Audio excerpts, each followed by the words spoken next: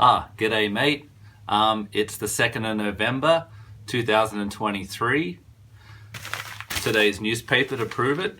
And I've just listened to the new Beatles song called Now and Then. We had John in the A's, you know. The whole thing seems a little creepy. When can we hear it? Obviously I didn't record myself listening to it because of copyright. The Beatles don't have enough money, so they may have to sue. But I went down to the shops to try to find the album. All I found was 1989, not old enough. Then I found the Blue Beetle, not the Beatles. So then I just came home and listened to it for free. The 21st century. What did I think of it? Well, a lot of Beatle fans may be familiar with this song already. Of course, it was passed up for one of the anthology tracks, but a little while later, it became surfacing online. I think it was a fan edit, but we all believe that it was like a Beatles discarded tape. I first heard it in 2007. The current one on YouTube is more recent. Back in 2007, I went through a lot of depression, and this really got me through. It was the Beatles singing to me from another time. John's voice was there. Here's a little bit of it.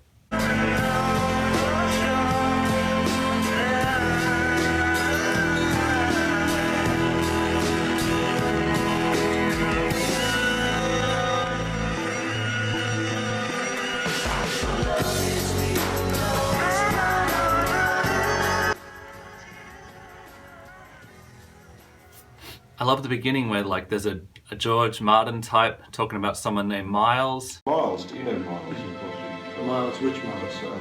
International Times. And then the drums kick in.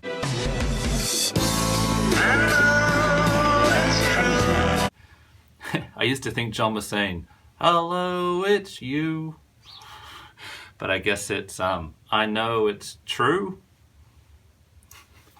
I guess with the new version, it's good that AI has enhanced John's vocals. That's a plus side.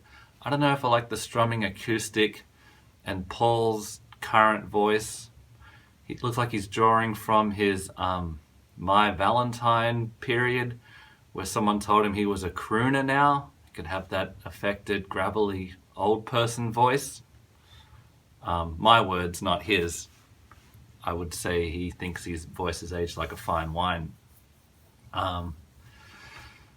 So we should have had less Paul's voice in the current edit. I'm glad that AI enhanced John's voice, but you know what I say about AI? I'm all on board. Anyone can do AI now, so it's funny the Beatles are playing around with it. I've spoken before how much I love this version of Against All Odds, the Phil Collins classic, but with Paul's voice put in. So I'm not against AI, but I'm against the Beatles using AI. Although it did enhance John's voice here, but then Paul had to sing along. I think George's part was cut back a lot. They talked about him using a slide guitar. I think it's just Paul doing it as a tribute to George now on this album. Ringo's drumming's fine. I like the death rattle at the end of the album. Kind of let you know that it's all over, like one last blip on the hospital terminal illness screen. Heart monitor, that's what we'll go with. But yeah, what did you think of Now and Then? Then and Now? I'm kind of glad that the shop didn't have the album to buy. Apparently the B-side is Love Me Do. I've already heard that one. But if you want an old band with dead band members to listen to, you can't go past the Mentals, one of my favorite bands from Australia.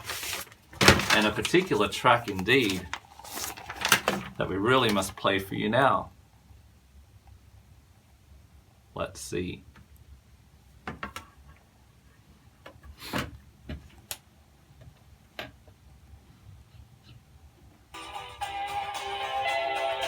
There we go.